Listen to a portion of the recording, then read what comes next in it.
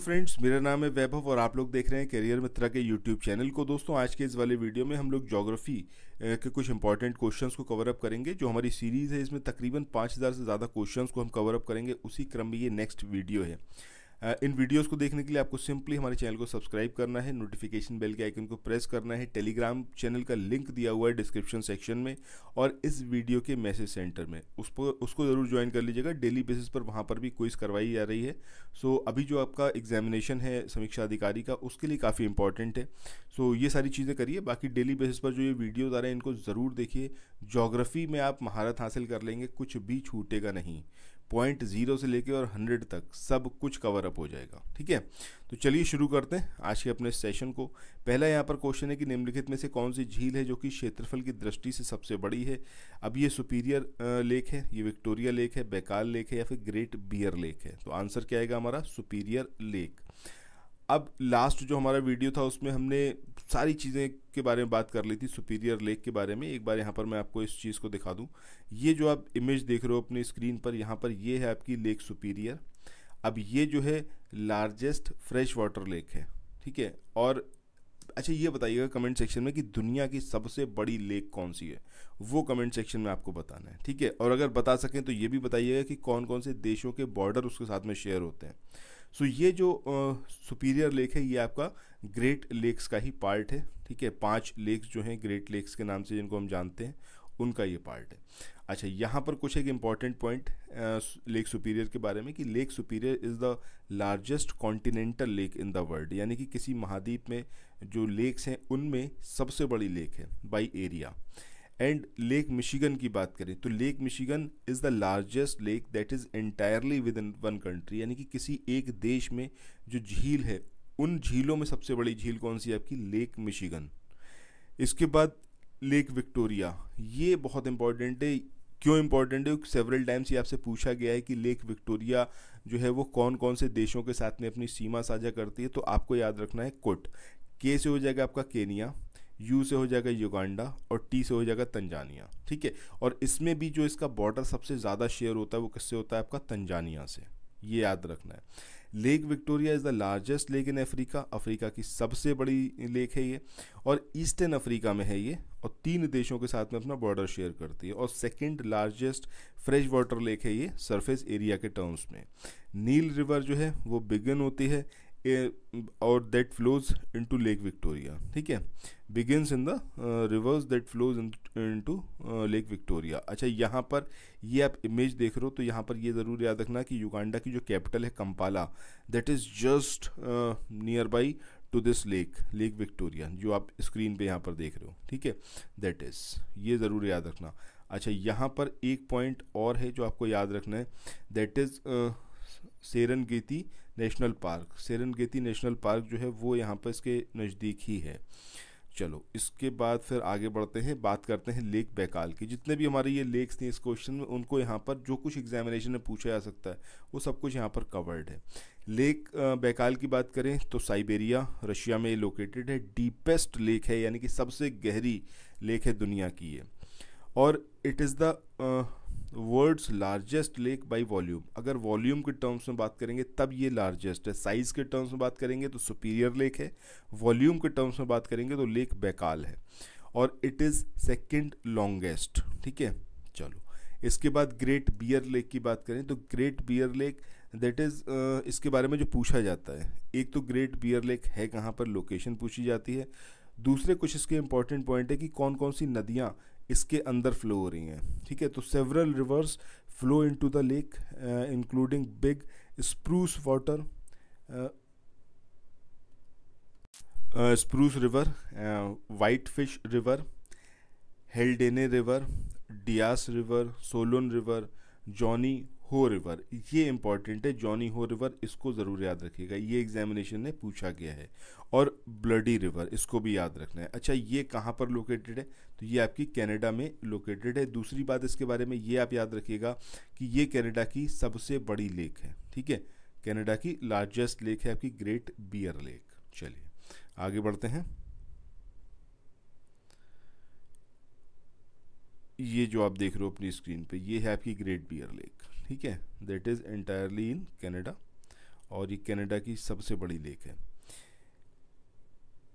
इसके बाद एक पॉइंट इसके बारे में और, the Great Bear Lake is the main outflow that drains the lake draining into to Mackenzie River. ठीक है, तो यहाँ से जो पानी निकल के जाता है वो कहाँ पर जाता है, आपका मैकेंजी रिवर में जाता है। ये और आपको इसके बारे में याद रखना है। चलो इसके बाद नेक्स्ट क्वेश्चन की बात करते हैं। इसमें यहाँ पर पूछा गया है आपसे कि विश्व की सबसे बड़ी ताजे पानी की झील कौन सी है। अब ये विंडरमियर है, ये लाखनेस है, ये लेक बैकाल है, या फिर ये लेक सुपीरियर है। तो आंसर हमारा क्या आएगा, लेक सुपीरियर, यानी कि ऑप्शन डी। अच्छा, अब यहाँ पर समीक्षा अधिकारी, सहायक समीक्षा अधिकारी 2023 की तैयारी के लिए आप करियर मित्रा के इन इनिशिएटिव को ज्वाइन कर सकते हैं। पहला हमारा टेलीग्राम फ्री इनिशिएटिव है जिसमें आपको प्रीवियस ईयर के सारे क्वेश्चंस कवर अप करवाए जाएंगे। दूसरा है टेलीग्राम पेड ग्रुप, इसमें आपको करंट अफेयर्स, उसके अलावा जो स्टैटिक सब्जेक्ट हैं जो कि करंट न्यूज़ में रहे हैं वो सारे टॉपिक्स स्टैटिक सब्जेक्ट्स के वो यहाँ पर कवर अप होंगे। और तीसरा हमारा जो 10 फुल लेंथ टेस्ट सीरीज़ है जिसमें आपको 10 टेस्ट प्रोवाइड किए जाएंगे, बाइलिंगुअल रहेंगे, हिंदी इंग्लिश, तो किसी भी मीडियम से आप हो, इट डजेंट मैटर, आपको दोनों ही उसमें सुविधा ये मिलेगी। इसमें आपको टोटल 2000 क्वेश्चंस मिलेंगे जैसा आपका सिलेबस है, जिसमें 140 क्वेश्चंस जीएस के और 60 क्वेश्चंस हिंदी के। इस तरीके से आपको 10 टेस्ट प्रोवाइड किए जाएंगे, हर हफ्ते एक टेस्ट प्रोवाइड किया जाएगा और ये कंप्लीट मतलब पूरा एक्सप्लेनेशन के साथ में होगा। पर्टिकुलर वो topic in depth cover up हो जाएगा। उसके अलावा कहीं आपको कुछ पढ़ने की ज़रूरत नहीं पड़ेगी। तो अगर आप तैयारी करना चाहते हैं, अगर अभी भी और आपकी तैयारी अभी तक बिल्कुल नहीं हुई है, आपको लगता है कि आप नहीं निकाल सकते, तो आप हमारे इस इनिशिएटिव को ज्वाइन कर लो। पहला जो टेलीग्राम फ्री इनिशिएटिव है इसको तो आप कर ही सकते हो, इसमें तो कोई आपको प्रॉब्लम होनी ही नहीं चाहिए। तो फ्री ऑफ कॉस्ट है, इसमें कुछ भी आपको पे नहीं करना है। टेलीग्राम पेड ग्रुप की बात करें, अभी इसका 99 रुपये फीस है। 10 तारीख के बाद, 10 सितंबर के बाद इसकी फ़ीस 149 रुपीज़ हो जाएगी। तो जल्दी करिए, अभी इसको ज्वाइन करिए। तीसरा जो हमारा 10 फुल लेंथ टेस्ट सीरीज़ ये है टेस्ट का, तो इसमें आपको अभी जो पेमेंट करना रहेगा ये 899 रुपये रहेगा। इसके बाद इसकी फ़ीस अभी और बढ़ेगी, क्योंकि ये जो अगर आप एक बार टेस्ट देखोगे then you will get to know कि कितना इंपॉर्टेंट है और क्यों इसकी फ़ीस जो है 899 है, यानी कि 899 रुपीज़ है। ठीक है, सो जल्दी करिए। और इसको ज्वाइन करने के लिए आप जो नंबर्स दिए हुए हैं डिस्क्रिप्शन सेक्शन में उस पर कॉल कर सकते हैं, व्हाट्सएप कर सकते हैं, टेलीग्राम कर सकते हैं। यहाँ पर भी मैं आपको नंबर दिखा दे रहा हूँ 9027281376। इस नंबर पर आप कांटेक्ट कर सकते हैं मुझसे। इसके अलावा 6395649901, इन दोनों में से किसी भी नंबर पर टेलीग्राम, व्हाट्सएप और कॉल के थ्रू आप संपर्क कर सकते हैं। इसमें हम विंडरमेयर लेक के बारे में बात करें तो ये इंग्लैंड की लार्जेस्ट लेक है, ये पॉइंट याद रखिएगा, और it is drained by the river Liven. ठीक है, चलो आगे बढ़ते हैं अगले क्वेश्चन पे। इस क्वेश्चन में यहाँ पर आपसे पूछा गया है कि निम्न, यहाँ पर ये झील है, ठीक है, जिला नहीं है, दिस इज झील। निम्न झीलों में कौन विश्व की प्राचीनतम और सबसे गहरी झील है। तो ऑब्वियस सी बात है, आंसर क्या आएगा हमारा, बैकाल लेक। अब हॉरन लेक के बारे में हम लास्ट वीडियो में देख चुके हैं, अगर आपने नहीं वो सेशन देखा है तो ज़रूर देख लीजिए, फिर भी यहाँ पर कुछ बात करेंगे इसके बारे में। बाकी विक्टोरिया लेक के बारे में इसी वीडियो में हमने बात करी है। विनीपेग झील, इसको यहाँ पर और देख लेते हैं। तो जब हम लेक विनीपेग की बात करते हैं तो that is located in North America and in the province of Manitoba Canada. ये क्वेश्चन आपसे एग्जामिनेशन में पूछा गया है यूपीपीसीएस में, जिसमें पूछा गया था कि मिनीटोबा प्रोविंस या फिर मिनीटोबा प्रांत ये कौन सी कंट्री में है। तो आपको याद रखना है कहाँ का है, ये कनाडा का है। ठीक है, और लेक विनीपेग की बात करें तो that is located into North America in the province of Manitoba Canada, Canada में ये लोकेटेड है। चलो आगे बढ़ते हैं। अगला क्वेश्चन यहाँ पर है कि प्रसिद्ध उंगलियों नुमा या फिर फिंगर झील क्षेत्र ये कहाँ पर लोकेटेड है। ये ऑस्ट्रेलिया में है, ये ऑस्ट्रिया में है, संयुक्त राज्य अमेरिका में या फिर ब्रिटेन में। तो सही आंसर ऑप्शन सी आएगा, यानी कि संयुक्त राज्य अमेरिका में ये लोकेटेड है, फिंगर लेक के नाम से जिसको हम जानते हैं। ठीक है, इसके बाद नेक्स्ट क्वेश्चन की बात करें। इसमें पूछा गया है कि निम्न में से किसे झीलों की वाटिका कहा जाता है, फिनलैंड को, स्वीडन को, न्यूजीलैंड को या फिर ग्रीनलैंड। तो सही आंसर ऑप्शन ए आएगा, यानी कि फिनलैंड। अब यहाँ पर फिनलैंड के बारे में कुछ एक पॉइंट कि फिनलैंड को एक तो बोला जाता है लैंड ऑफ 1000 लेक्स, यानी कि यहाँ पर अगर हम बात करें तो ऑफिशियली जो नंबर है लेक्स का वो कितना है, 1,68,000 लेक्स हैं। ठीक है, और इसी वजह से मतलब इतनी सारी लेक्स हैं तो ऑब्वियस सी बात है इसका नाम ही ये पड़ गया कि भाई लैंड ऑफ 1000 लेक, यानी कि एक भूमि जहाँ पर हजारों झीलों हैं। तो ऑफिशियल नंबर तो आपने देख ही लिया। अब यहाँ पर फिनलैंड के बारे में ये ज़रूर याद रखिएगा कि स्वीडन रशिया के अलावा ये नॉर्वे से भी अपने बॉर्डर शेयर करता है, दैट इज़ वेरी इंपॉर्टेंट, और ये एग्जामिनेशन में पूछा गया है। सो फिनलैंड को यहाँ पर हम देख भी लेते हैं। लार्जेस्ट लेक कौन सी है फिनलैंड की, ये ज़रूर याद रखिएगा, ये है आपकी साइमा। साइमा जो है ये लार्जेस्ट लेक है फिनलैंड की। अब जो आप अपनी स्क्रीन पे देख रहे हो ये फिनलैंड का मैप है। फिनलैंड का बॉर्डर यहाँ स्वीडन से शेयर हो रहा है, ठीक है, इधर रशिया से, बट यहाँ ऊपर जाकर ये जो है आपका नॉर्वे से शेयर हो रहा है। एग्जैक्टली यहाँ पर थोड़ा सा कन्फ्यूज़न हो जाता है, ऐसा लगता है कि नहीं नॉर्वे से शेयर नहीं हो रहा है, क्योंकि ये जो है पार्ट बहुत छोटा सा हमें दिखाई पड़ता है मैप में। सो एग्जामिनेशन में यही यहाँ पर कंफ्यूज करता है, ठीक है। तो ये आपको इसके बारे में याद रखना है। चलिए आगे इसमें देखते हैं और पॉइंट। अच्छा, फिनलैंड को क्या बोला जाता है, एक तो लैंड ऑफ 1000 लेक बोला जाता है, इसके अलावा लैंड ऑफ मिडनाइट सन बोला जाता है। मिडनाइट सन का मतलब क्या होगा कि रात में भी यहाँ पर सूरज जो है, सूरज की रोशनी दिखाई पड़ती है। सो इसको एक बार देख लेते हैं। ये जैसे आपको दिया हुआ है कि a once in a life time opportunity for visitors to Finland is it's midnight sun. This incredible geographical situation arises due to the tilt in earth axis in accordance to its orbit around the sun। मतलब जो हमारी अर्थ है जो झुकी हुई है, ये अगर आपका सन हो गया यहाँ पर, जस्ट अ सेकेंड, ये यहाँ पर हो गया सन, और हमारी अर्थ इसके चारों तरफ इस तरीके से कुछ रिवॉल्व कर रही है, ठीक है। ये हो गई हमारी अर्थ। अर्थ कैसी है हमारी, टिल्टेड है, झुकी हुई है, ये तो आपको ऑब्वियसली बात है, पता ही होगा। अब यहाँ से जो रोशनी आ रही है, ठीक है, ये जो हमारी अर्थ झुकी हुई है, इसकी वजह से जो भी ये जो रीजन है यहाँ पर, ठीक है, पोलर से जस्ट लगा हुआ उसके नीचे वाला रीजन, यहाँ पर रोशनी रहती है रात के टाइम भी, ठीक है, मतलब लंबे समय तक। इसका रीज़न क्या है कि जो अर्थ टिल्ट है, झुकी हुई है, उसकी वजह से। This leads to the sun rising and setting one day every year. इसके बाद during the month of June and July you will be able to experience the midnight sun. ये जो सिचुएशन बनती है यहाँ पर, वो कब बनती है आपकी फिनलैंड में, जो जून जुलाई का टाइम होता है उस टाइम पर। इसके बाद आगे बढ़ते हैं, और नेक्स्ट पॉइंट क्या है यहाँ पर कि also remember that the farther you travel north, जैसे जैसे आप फिनलैंड से और उधर नॉर्थ में चलते चले जाओगे पोलर साइड में, the longer the sun would be above the horizon. Horizon के यानी कि क्षितिज के ऊपर आपको सूरज और दिखाई देना शुरू करेगा। इसके बाद नेक्स्ट क्वेश्चन की बात करें। इस क्वेश्चन में यहाँ पर पूछा गया है कि निम्नलिखित में से किसे 1000 झीलों का देश कहा जाता है। अब ये फिनलैंड है, स्वीडन, ग्रीनलैंड, यूएसए, तो ऑब्वियसली बात है, अभी आंसर हम देख चुके हैं, फिनलैंड आंसर होगा। इसके बाद अगले क्वेश्चन की बात करें, यहाँ पर पूछा गया है कि निम्नलिखित में से कौन सा कथन गलत है। अब पहला यहाँ पर स्टेटमेंट है कि भारत में 28 राज्य हैं और 8 केंद्र शासित प्रदेश हैं। आई होप आपको एकदम क्लियर है ये वाली बात। दूसरा स्टेटमेंट है कि भारत का क्षेत्रफल संसार के समस्त क्षेत्रफल के स्थलीय भाग का लगभग 2.4% है। ये वाली बात भी सही है। इसके बाद तीसरा स्टेटमेंट है कि किन्हीं दो समानांतर अक्षांश रेखाओं के मध्य की दूरी जो है लगभग कितनी होती है, 111 kilometre. That is also correct. क्षेत्रफल के आधार पर तमिलनाडु का स्थान 11वें स्थान पर आता है, ये यहाँ पर इनकरेक्ट है, ठीक है। क्यों इनकरेक्ट है, क्योंकि जब हम एरिया वाइज इंडिया के स्टेट्स को अरेंज करते हैं तब 10th प्लेस पर आता है। अब यहाँ पर एक बार देख लीजिए इंडिया के स्टेट्स, जब हम साइज़ की बात कर रहे हैं तो सबसे पहले सबसे बड़ा स्टेट कौन सा है, राजस्थान। ये अगर हम इंडिया के मैप की कुछ बात करें तो यहाँ पर आपका राजस्थान पड़ता है। राजस्थान से आप मूव करोगे कहाँ जाओगे, मध्य प्रदेश में, मध्य प्रदेश से महाराष्ट्र में, महाराष्ट्र से यूपी में, यूपी से गुजरात में, गुजरात से कर्नाटक में, और कर्नाटक के बाद आंध्र प्रदेश में, उसके बाद उड़ीसा में। समझ रहे हो, ये मैंने आपको जो बताया है, जो इस तरीके से मैं बता रहा हूँ, ऐसे ही कई बार आप अपनी फिंगर को रखिएगा मैप पर और इस तरीके से याद करने की कोशिश करिएगा, तब आपको कोई कन्फ्यूजन नहीं रहेगा और आपको चीज़ें एकदम क्रिस्टल क्लियर हो जाएंगी, ठीक है। तो सबसे बड़ा स्टेट कौन सा, राजस्थान। राजस्थान के बाद मध्य प्रदेश, मध्य प्रदेश के बाद महाराष्ट्र, उसके बाद यूपी। यूपी का प्लेस कौन सा है, 4th प्लेस है।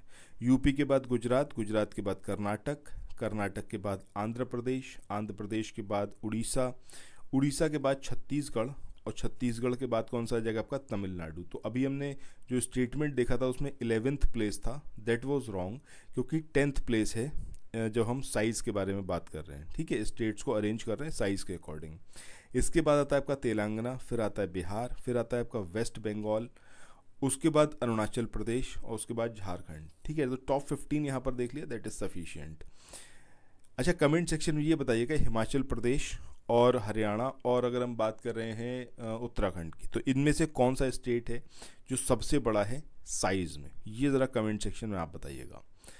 अगले क्वेश्चन की बात करें, यहाँ पर आपको दो स्टेटमेंट दे रखे हैं और पूछा गया है कि सही स्टेटमेंट कौन सा है। पहला स्टेटमेंट है कि भारत के राज्यों में बिहार में जनघनत्व जो है वो सर्वाधिक है, जबकि अरुणाचल प्रदेश में सबसे कम है। तो ऑब्वियस सी बात है, सही आंसर होगा ये, मतलब सही स्टेटमेंट है। दूसरा है कि लक्षद्वीप क्षेत्रफल और जनसंख्या के आधार पर सबसे छोटा केंद्र शासित प्रदेश है।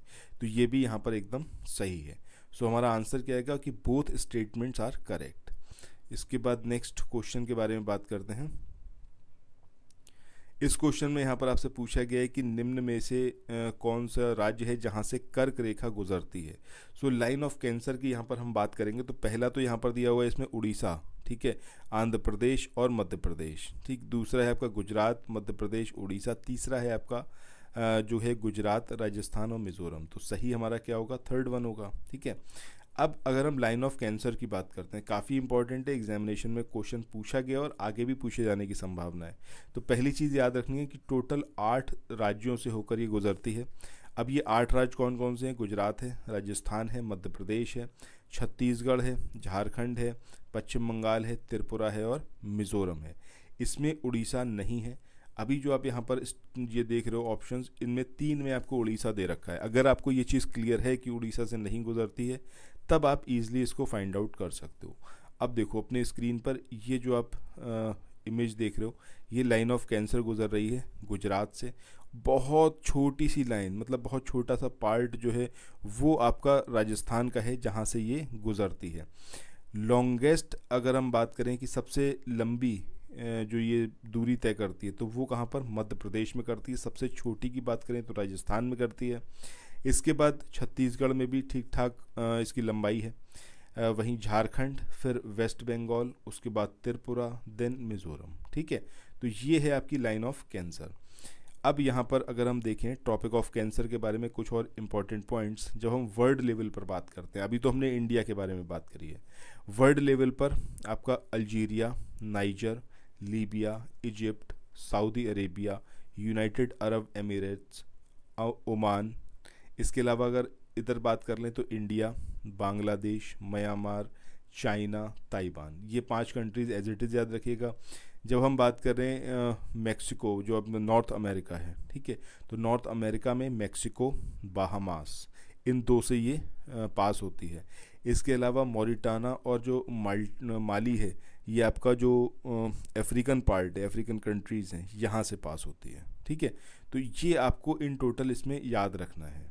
सो इन टोटल बात करें तो 16 देशों से लाइन ऑफ कैंसर या फिर ट्रॉपिक ऑफ कैंसर गुजरती है, जिसमें अगर हम बात करें उसकी नॉर्थ अमेरिका की, तो नॉर्थ अमेरिका की 2 कंट्रीज़ हैं, एक है आपकी मैक्सिको और दूसरी है बाहामास, जहाँ से पास होती है।